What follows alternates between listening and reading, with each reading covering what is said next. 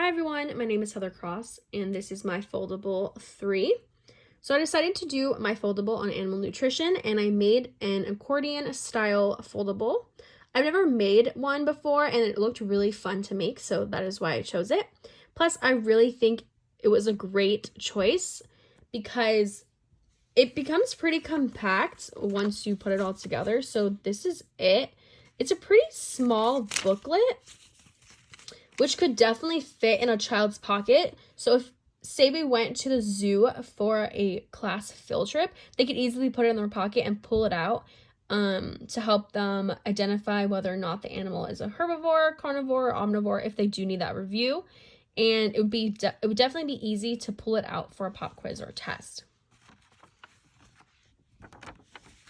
So that is my title page. And then on the second page, I wrote about vocabulary terms that are related to animal nutrition.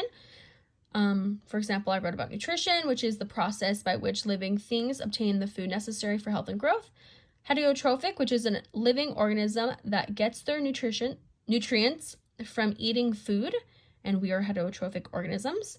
Then we have audiotrophic, which is a living organism that makes its own food. Animals are examples of audiotrophic organisms.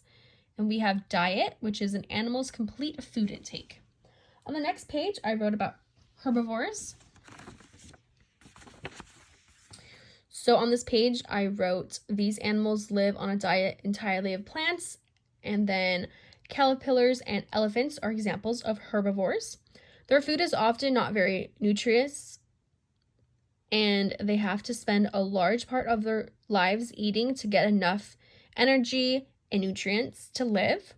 Some herbivores have bacteria in their digestive systems to help them release the nutrients from their food, such as camels.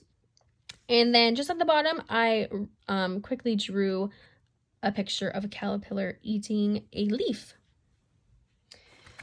And on the next page, I talk about carnivores. So these animals live entirely from feeding off of other animals. So lions, tigers, and eagles are all examples of carnivores. Since their meals are rich in nutrients, their nutritional benefit can last a long time. However, their food is not easy to obtain because they do have to hunt. So they spend a lot of time and energy finding and catching a meal.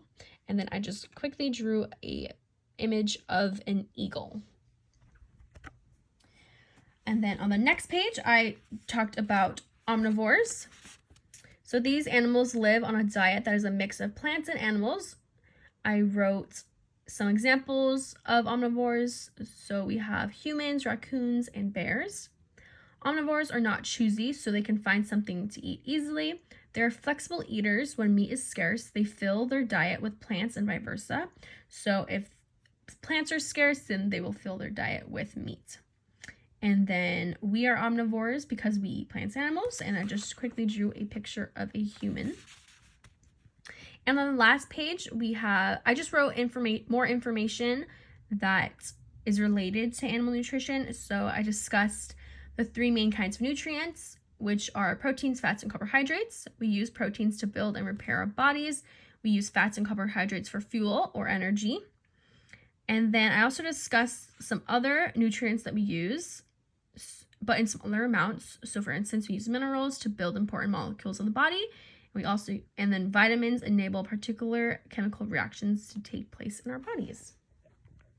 So yeah, that is my foldable. Thank you so much for listening. Goodbye.